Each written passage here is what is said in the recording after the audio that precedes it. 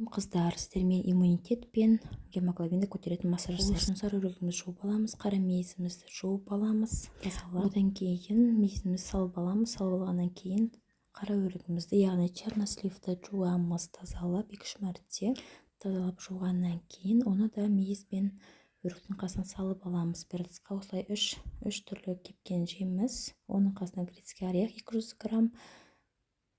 грамм бал, барлығы 200 грамм кепкен жемістеріміздің барлығын ет тартқыштан өткізіп аламыз. Барлығын бірінен кейін бірін араластырып өткізу керек. Сол кезде олар араласып жақсы мезоркон өтеді. Одан кейін үстіне бал қоямыз да, 200 грамм балымызды, табиғи бал болу керек обязательно. Араластырып аламыз, однородный масса болады осындай массада. Өзімізге керекті бір ыдысқа салып аламыз. Таңертеңгі аш қарынға жеуге болады және шаймен ішуге болады. Иммунитетіңіз мықты болсын.